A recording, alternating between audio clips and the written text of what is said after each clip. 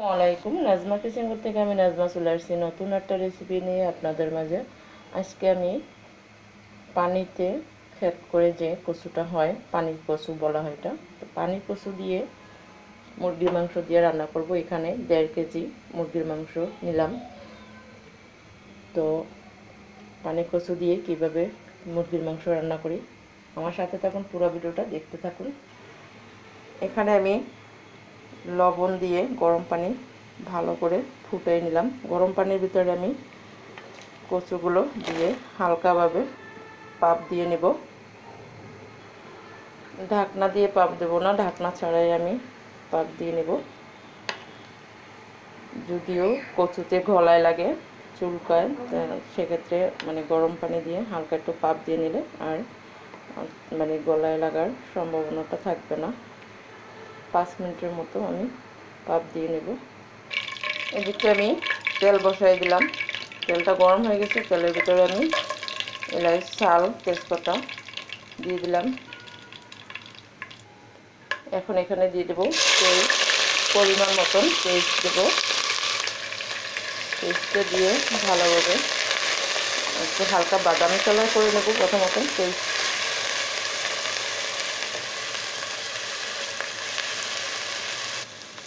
এখন দিয়ে দেবো আমি রসুন। কচু রান্নায় একটু রসুনের পরিমাণটা বেশি দিলে ভালো হয়, তার জন্য আমি এখানে 1.5 চামচ পরিমাণে রসুন দিলাম।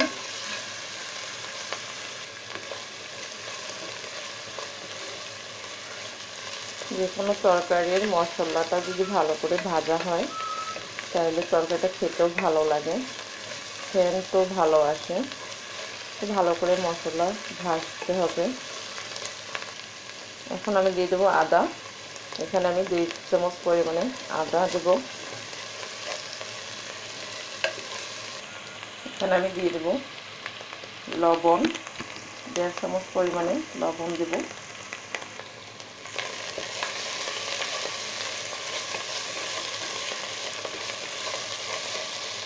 এদিকে আমার কচু সেদ্ধ করা হয়ে গেছে, তুলে ফেলবো, তুলে পানিটা সেকে ফেলবো। দেখুন আমার মশলা ভাজা হয়ে গেছে। এই পর্যায়ে আমি এখানে হলুদ দিয়ে দেবো, 1 চামচ পরিমাণে হলুদ দেব। 1 চামচ পরিমাণে গুঁড়ো মরিচ দেব। 1 চামচ পরিমাণে ধনিয়ার গুঁড়ো দেব। 1 চামচ জিরার গুঁড়ো দেব। দিয়ে ভালো করে মশলা ভাজবো। তো দেখুন মশলা ভাজা হয়ে গেছে। এখন আমি হালকা একটু গরম পানি দিয়ে মশলা আবার ভেজে নেব। হালকা একটু গরম পানি দিয়ে দেবো। দেখুন, দিয়ে মশলা ভালো করে ভাজবো।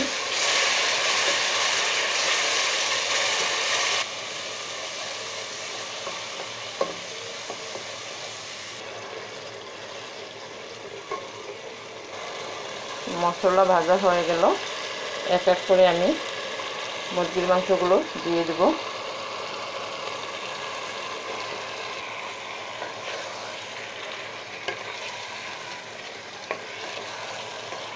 আমি একটু বড় বড় করে পিস করছি মুরগির মাংসগুলো।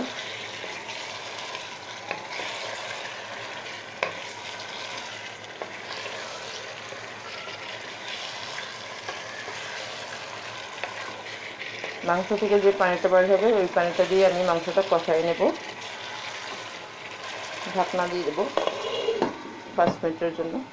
তো আমি এখন ঢাকনাটা তুলে ফেলবো। দেখুন মাংস থেকে অনেকগুলো পানি বের হয়েছে।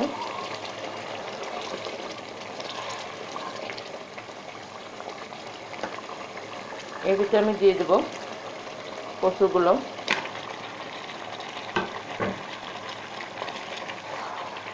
দিয়ে একসাথে আমি মাংস কচু কষাই নেব ভালো করে।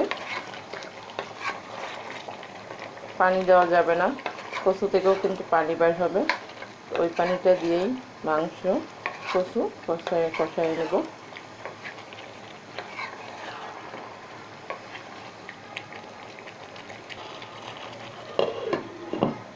তো এখন আমি ঢাকনাটা তুলে ফেলবো। দেখুন মাংস আর কচু একসাথে কষানো হয়ে গেল, কচু সেদ্ধ হয়ে গেছে, একদম সেদ্ধ হয়ে গেছে। বেশি পানি দিতে হবে না, ঝোলটা রান্না করার যে ঝোলটা দেবো পুরোপুরি রান্না করার জন্য বেশি দিতে হবে না, মানে মিডিয়াম মতন দিলেই হবে।